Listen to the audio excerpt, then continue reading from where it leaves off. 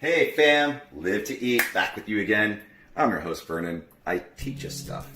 Anyway, what we're gonna be doing today is tom kha gai, and I'm actually doing my first ever try at a vegan dish. Right? Who is this kid, right? So anyway, I am going to be making it vegan, and on top of that, at the very end, I'm gonna add one last little ingredient that's just for me, so I can make it pescatarian, because everything's better with it's fine. All right, so first things first for tom kha gai. First order of business is to start our broth off. So what we have here is 2 cans of coconut milk. We have 2 cups of vegetable broth, and then I have lemongrass paste, because I don't have easy access to get lemongrass stalk, so you do what you can, right? Mom said make do. I'm making do. By the way, right, check out that mise en place. Like mise en place, like a MP. So anyway, what we have here, by the way, I use up the rest of my potatoes, my redskin potatoes, so congrats to me, I got through my whole 5-pound bag. Other than that, I have 4 aged jalapeños over here. Thai bird chilies are about as easy to get as the lemongrass stalks, so I had to use those up. I have a half of a red bell pepper cut kind of into strips. I have about 2 tablespoons of cilantro as well, and then finished up the rest of the carrots. Look at me go. Ordinarily for this recipe, you probably use about 2 large carrots, right? You peel them and cut them up and put them in there. But yeah, the potatoes are going to be effectively the chicken of this dish, since we're doing it vegan, because typically tom kha gai would have chicken in it. So that being said, let's go ahead and get this party started with our broth. Our pan is on medium. The object here is to get our broth started and warm through, but we don't want it to boil.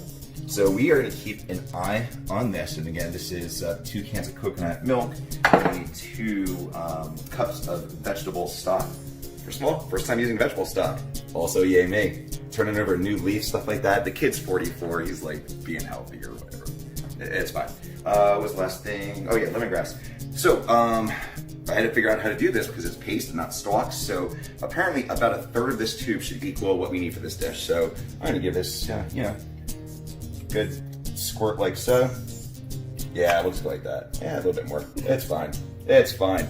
It's the beauty of cooking. It's not baking. It's not exact science, right? So anyway, I'm gonna get that stirred up, let it go for about 5 minutes now, get it to a simmer, and then we'll be ready for our next step. See you back in a flash. Live to eat.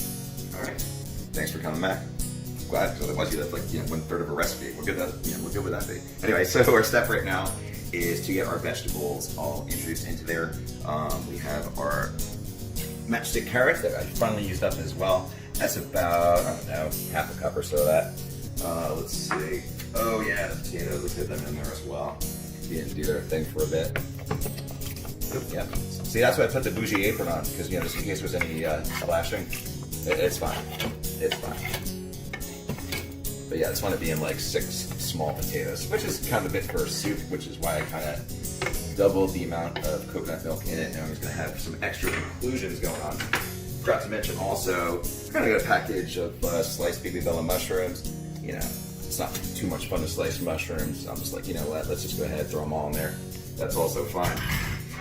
Then we'll get our bell pepper and our good spicy stuff. All right, we will get that going probably for about, since we have potatoes involved, which is kind of an unusual thing for a tom kha gai. Normally you'd have chicken. Chicken, when it's cut in small pieces, cooks through pretty quick, right?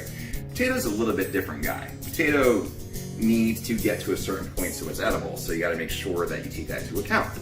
So in this particular case with, I cut it up pretty fine, right? So that'll definitely reduce the amount of time cooking. It's like I'm throwing whole potatoes in the thing. What kind of soup would that be?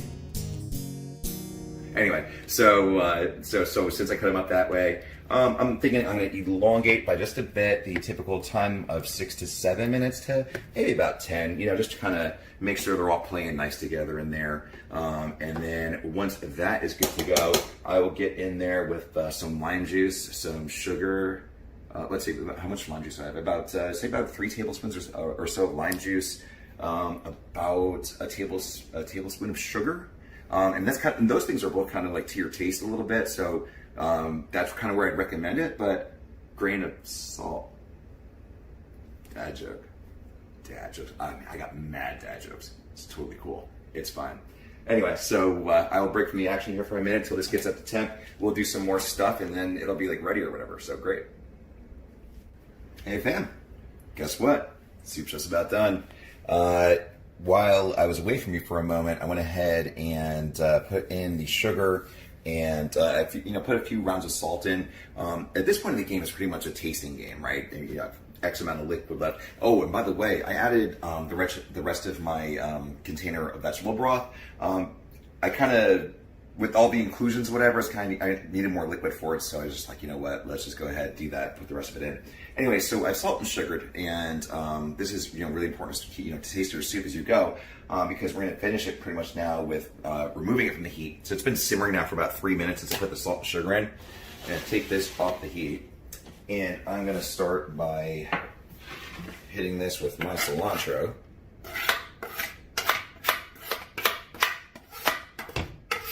Almost got it all. Good enough. It's fine. But ultimately, at this point, you can add more cilantro. It should be more cilantro forward. Same goes with our lime juice here, and I'm using more than prescribed because ideally you would have kaffir lime leaves for this dish. Again, not so easy to come by. I couldn't even find freaking lemongrass but whatever. So as long as you are comfortable making substitutions and you have an idea of flavors and so forth. Kind of everything's doable, right? I mean, at the end of the day, we're kind of just doing this for A, to be vegan, and B, because I had to use some stuff up. And man, it smells good. Holy crap. And I tasted it before. Oh my God. Spicy. Oh, that's another thing. So I used the 4 aged jalapeños.